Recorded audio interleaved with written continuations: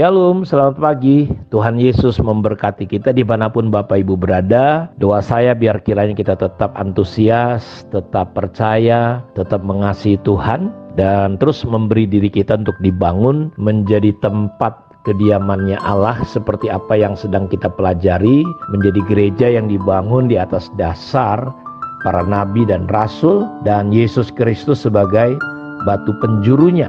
Dan kita sedang terus memahami dan kita perlu mengerti, dan saya meyakini bahwa firman Tuhan yang kita pelajari ini harus sampai jadi iman, menjadi percaya, bukan hanya sekedar keluar masuk dari telinga kiri ke kanan dan atau sebaliknya tanpa ada arti di dalamnya. Tapi saya percaya firman Tuhan tidak akan pernah kembali sia-sia, karena saya percaya Tuhan mengurapi dan Roh Kudus mendukung kalau ada hamba-hamba Tuhan, ada orang-orang yang mau belajar berjalan di dalam kebenaran firman Tuhan, dalam prinsip-prinsip Tuhan, di dalam jalan-jalannya Allah sendiri. Dan saya percaya ketika Rasul Paulus, rasul-rasul yang lain melanjutkan pekerjaan yang diberikan kepada mereka oleh Tuhan Yesus Kristus, bahwa Tuhan menempatkan 5 jawatan ini untuk melengkapi kita semua bagi pelayanan pembangunan tubuh Kristus sampai kita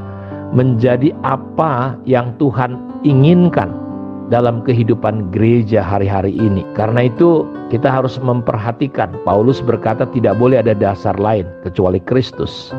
Orang yang membangunnya harus memperhatikan bagaimana dia membangun di atasnya. Dan ada 2 kualitas yang berbeda. Yang satu adalah emas, perak, batu yang mahal. Yang satu lagi adalah kayu, rumput kering, dan jerami. Dan kita sama-sama tahu bahwa kualitas yang mulia itu justru ketika api datang, dia akan semakin mulia, semakin murni. Dan emas itu semakin mahal ketika dia bisa semakin murni. Tapi sebaliknya kayu kering, rumput kering pasti angus. Karena itu kita semua harus memperhatikan bagaimana kita membangun. Karena itu saya mau ajak kita hari ini bagaimana kita belajar ciri kesamaan daripada pelayanan rasul dan nabi. Yang pertama, mereka fokus kepada rencana Allah dan bagaimana apa yang Tuhan rencanakan. Kalau kita baca misalnya di kitab Perjanjian Baru tentang nabi, maka kita mendengar ada banyak kata menurut para nabi-nabi.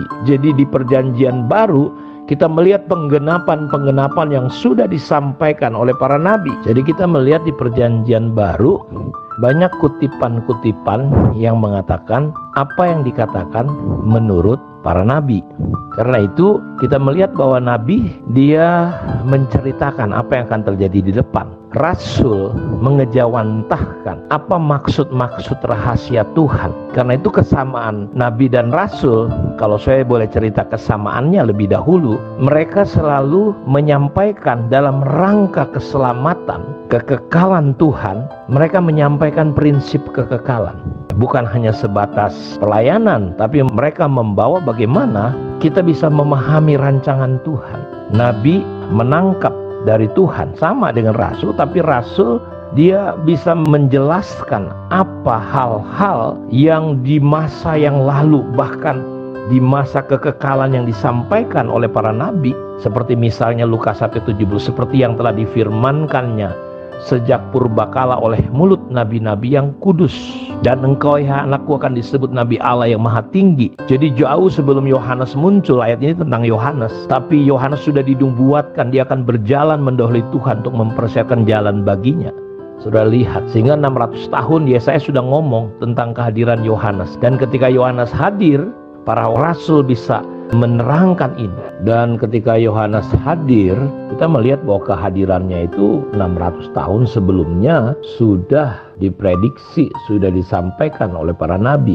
Jadi kita lihat nabi bekerja sebegitu rupa, mewartakan apa yang belum terjadi bahkan ribuan tahun.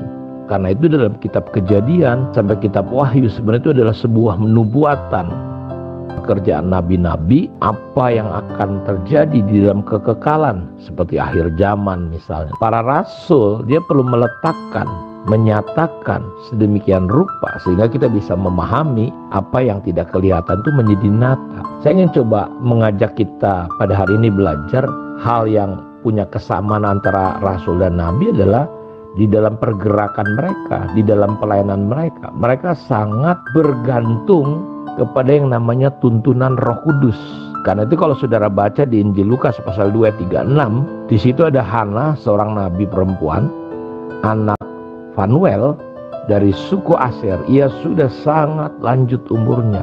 Sesudah kawin, dia hidup 70 tahun lamanya bersama suaminya, dan sekarang ia janda berumur 84 tahun. Dia tidak pernah meninggalkan Allah siang dan malam, beribadah, berpuasa, dan berdoa. Dan pada hari ketika itu datanglah ke situ mengucap syukur pada Allah dan berbicara tentang anak itu kepada semua orang yang menantikan kelepasan untuk Yerusalem.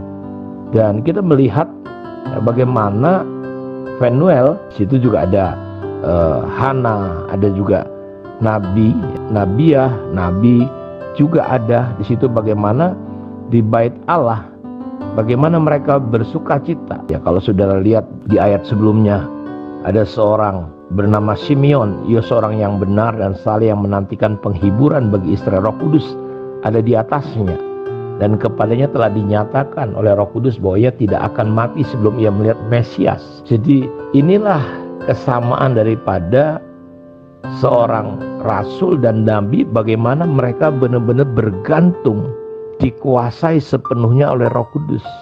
Kita lihat Nabi Simeon, kita lihat di sini juga Hana, seorang nabi perempuan, bagaimana dia tidak meninggalkan karena dia dapat pernyataan dari Roh Kudus. Nah, ini kesamaan daripada pelayanan antara rasul dan nabi, bagaimana perjalanan hidup mereka sungguh-sungguh dikuasai, dipimpin oleh Roh Kudus. Karena itu kita berdoa ya Bapak Ibu, supaya apa? Supaya kita bisa sungguh-sungguh melihat bagaimana pelayanan rasul-rasul dan nabi-nabi ini, dengan kita memahami bahwa mereka bergerak dalam urapan dan kuasa Roh Kudus, Roh kebenaran. Karena itu kalau Bapak Ibu perhatikan bagaimana Yesus mengatakan bahwa dia tidak akan meninggalkan kita yatim piatu. Gereja tidak akan ditinggalkan.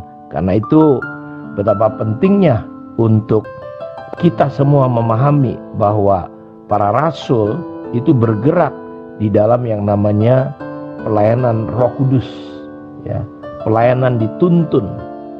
Bagaimana dalam Yohanes 4 ayat 23, tetapi saatnya akan datang dan sudah tiba sekarang bahwa penyembah-penyembah benar akan menyembah Bapa dalam roh dan kebenaran. Dalam pasal 14 ayat 17, roh kebenaran, dunia tidak dapat menerima dia sebab dunia tidak melihat dia dan tidak mengenal dia, tetapi kamu mengenal dia sebab ia menyertai kamu dan akan diam di dalam kamu. Nah, kita lihat para nabi, rasul itu sangat memahami betul-betul peranan daripada Roh Kudus. Kita terkadang tidak sadar bahwa dalam diri kita ada roh, ya, roh yang membangkitkan Yesus, yang mengurapi para nabi dan rasul. Roh yang sama ada pada kita. Nah, khusus spesial dengan jawatan rasul dan nabi, mereka memahami betul prinsip ini. Dunia nggak bisa mengerti ini, dan mereka bergerak dalam dimensi roh sedemikian rupa sehingga kita melihat bagaimana sepertinya mereka bisa memahami apa yang ada di dalam kekekalan, bagaimana menerapkannya, ya, dan bagaimana mereka bisa melihat menerapkan apa yang dalam kekekalan itu untuk terjadi di dunia yang kelihatan. Karena itu gereja penting sekali. Saudara harus paham ini. Ya, ini kita butuh, kita doakan supaya dua jawatan ini bisa muncul. Karena ini perlu saling melengkapi satu dengan yang lain dalam ketajaman, keistimewaan seorang rasul dan nabi. Nah, ini yang sebenarnya kita harus memahami. Jadi mereka bisa melihat hal-hal yang kekal di masa lalu, ya, rencana Allah, lalu di masa lalu yang nyata itu bisa dipraktekkan di dunia hari ini, bahkan yang akan datang sampai pada kekekalan kembali. Nah, ini kita doakan supaya pelayanan para rasul dan nabi bisa bertumbuh dan diizinkan, diterima, dipahami. Ya, memang perlu dipelajari, kita perlu belajar sama-sama, karena kalau tidak nanti kita bisa juga bahaya. Di satu sisi gereja tidak bertumbuh, Di satu sisi kita menolak apa yang Tuhan sedang lakukan, karena Dia mau menempatkan gereja tidak bercacat dan berkerut, menempatkan gereja yang dipenuhi menjadi gereja kepenuhan Kristus, menjadi tempat kediaman Allah. Kiranya Tuhan memberkati kita. Mari kita berdoa. Bapa, terima kasih Engkau yang terus melawat kami, memimpin kami, menolong kami semua ya Tuhan. Diberkatilah semua umat-Mu yang sudah mendengarkan saat teduh ini. Dalam nama Tuhan Yesus kami berdoa, kami bersyukur kepada Tuhan. Amin. Tuhan memberkati kita semua. Shalom.